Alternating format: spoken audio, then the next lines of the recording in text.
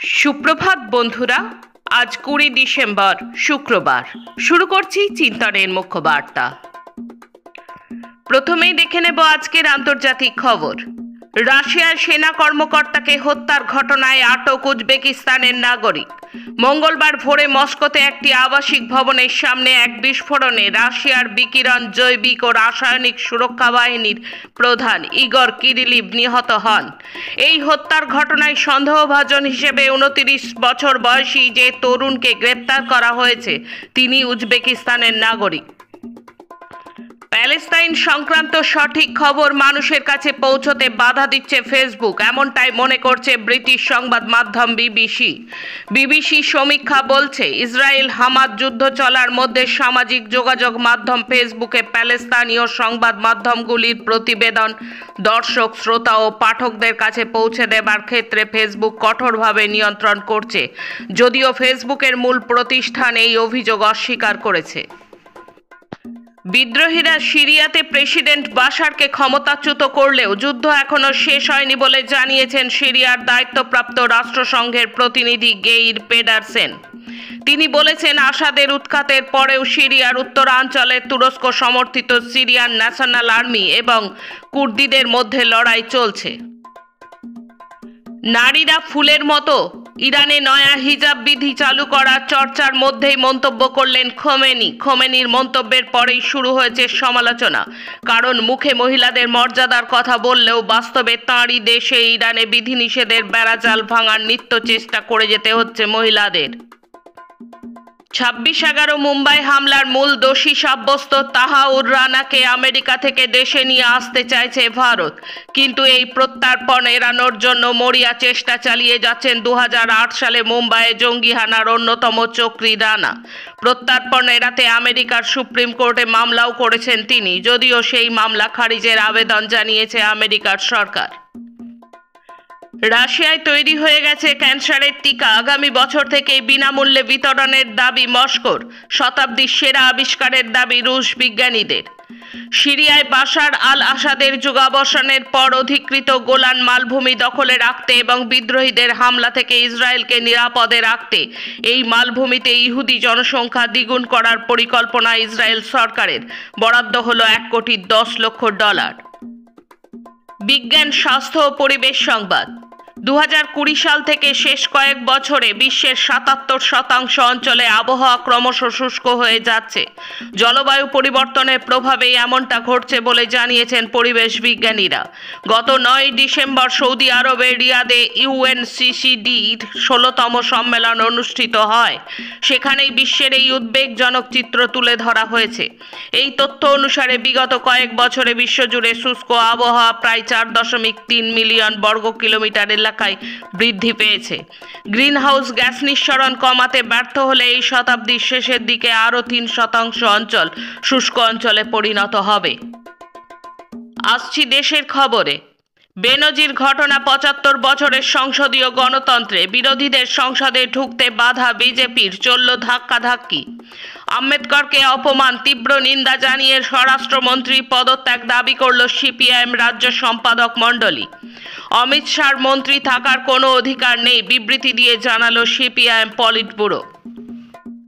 আম্বেদকর ইস্যুতে উত্তাল সংসদ, রাহুল গান্ধীর বিরুদ্ধে বিজেপি সংসদকে আঘাত করার অভিযোগ। কংগ্রেস জানাচ্ছে আহত হয়েছেন মল্লিকার্জুন খাড়গে। সংসদের সংঘর্ষে বিজেপির ওপর পাল্টা চাপ কংগ্রেসের। দক্ষিণ ভারতীয়রা এই পদের যোগ্য নয়, এই শর্ত দিয়ে চাকরির বিজ্ঞাপন দিল্লির নয়ডার এক সংস্থার। সোশ্যাল মিডিয়া প্ল্যাটফর্ম লিঙ্কডইনে নয়ডার এই কনসাল্টিং সংস্থার ডেটা বিশ্লেষক পদে নিয়োগের জন্য এই বিজ্ঞাপন দেয়। মুম্বাইয়ে এলিফ্যান্টা কেভগামী লঞ্চডুবির ঘটনায় এখনও 2 জন যাত্রী নিখোঁজ। মৃত্যু হয়েছে অন্তত 15 জনের। এই অবস্থায় দুর্ঘটনার কারণ খতিয়ে দেখতে তদন্তকারী দল গঠন করল নৌসেনা। জম্মু ও কাশ্মীর কবে ফিরে পাবে রাজ্যের মর্যাদা? 2 মাসের মধ্যে 2 বার অমিত শাহের দরবারে ওমর আবদুল্লাহ। প্রসঙ্গত, প্রধানমন্ত্রী মোদী জানিয়েছিলেন আগে উপত্যকায় বিধানসভা নির্বাচন হবে, তারপর রাজ্যের মর্যাদা ফেরানো হবে। এখনো অশান্ত মণিপুর। নিষিদ্ধ 2 জঙ্গি সংগঠনের ঘাঁটি নিশ্চিহ্ন করল নিরাপত্তা বাহিনী। এই কয়েক মাসে রাজ্যের বিভিন্ন এলাকায় দফায় দফায় তল্লাশি অভিযান চালিয়ে প্রচুর গোলা বারুদ ও আগ্নেয়াস্ত্র উদ্ধার করা হয়েছে। জম্মু কাশ্মীরে কাক ভরে গুলির লড়াই। বৃহস্পতিবার কুলগাম জেলায় নিরাপত্তা বাহিনীর এনকাউন্টারে খতম 5 জঙ্গি, আহত 2 ভারতীয় জওয়ান। লুকিয়ে থাকা জঙ্গিদের খোঁজে চলছে ব্যাপক তল্লাশি। চন্দ্রচূড়কে মানবাধিকার কমিশনের চেয়ারম্যান করতে চান মোদি, অমিত শাহ। আপত্তি জানালো বিরোধীরা। 10 বছরের মেয়েকে ধর্ষণ করে যোনিতে রড ঢুকিয়ে নির্যাতন। গুজরাটের ঘটনায় অভিযুক্ত প্রতিবেশী এক কাকু। ধর্ষণের পর প্রাণ গেল এক কিশোরী। ঝাড়খণ্ডের ঘটনায় অভিযুক্তকে বেধড়ক লাঠিপেটা ক্ষিপ্ত গ্রামবাসীর। এখন রাজ্যের খবর। সিবিআই তদন্তে অনাস্থা জানিয়ে নতুন করে মেয়ের খুনের তদন্ত চেয়ে গতকাল কলকাতা হাইকোর্টে মামলা দায়ের করলেন আরজি করের নির্যাতিতার বাবা মা। মামলা দায়েরের অনুমতিও দিয়েছে আদালত। আদালত জানিয়েছে আগামী 24শে ডিসেম্বর সিবিআইকে তদন্তের যাবতীয় নথি আদালতে পেশ করতে হবে। রানী রাসমণি রোড নয়, ডাক্তারদের ওয়াই চ্যানেলে ধর্ণা অবস্থান করার অনুমতি দিল আদালত। আরজিকর কাণ্ডে দ্রুত চার্জশিট দেওয়ার দাবিতে সন্দীপ ঘোষ ও অভিজিৎ মণ্ডলের জামিনের প্রতিবাদে রানী রাসমণিতে ধর্ণায় বসার আবেদন জানিয়েছিল জয়েন্ট প্ল্যাটফর্ম অব ডক্টরস। শিক্ষক পদে চাকরি বাতিল মামলায় যোগ্য অযোগ্য বাছতে মেটা ডেটা খুঁজে বের করার নির্দেশ দিল সুপ্রিম কোর্ট। বাছতে না পারলে পুরো প্যানেল বাতিল করা ছাড়া আর কোনো উপায় থাকবে না, জানালো উচ্চ আদালত। বহরমপুরে লালবাগে বার অ্যাসোসিয়েশনে জয়ী হল বাম প্রগতিশীল প্রার্থীরা। নিয়োগ দুর্নীতি মামলায় ইডির 5ম চার্জশিটে অভিষেক বন্দ্যোপাধ্যায়ের সংস্থা লিপস অ্যান্ড বাউন্ডসকে অভিযুক্ত দেখানো হলো। বলা হয়েছে ব্যবসার অস্তিত্ব শুধুই কাগজে, তার বিনিময়ে এই সংস্থা 4 অন্য সংস্থা থেকে জমা পড়েছে কোটি টাকা।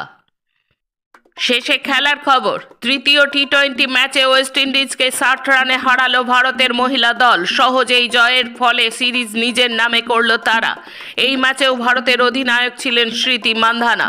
ব্যাট করতে নেমে 5টি নজির গড়েছেন তিনি। পাশাপাশি বিশ্ব রেকর্ড করেছেন বাংলার মেয়ে রিচা ঘোষ। শুটিংয়ে জাতীয় প্রতিযোগিতায় একসঙ্গে দেখা যাবে পুরো পরিবারকে। পুত্র আদ্রিয়ান ও স্ত্রী রাধিকার সঙ্গে এবারের প্রতিযোগিতায় নামছেন অলিম্পিয়ান জয়দীপ।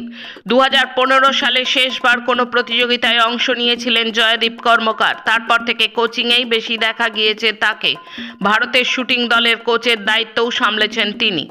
আজকের মুখ্য বার্তা এই পর্যন্ত। নমস্কার।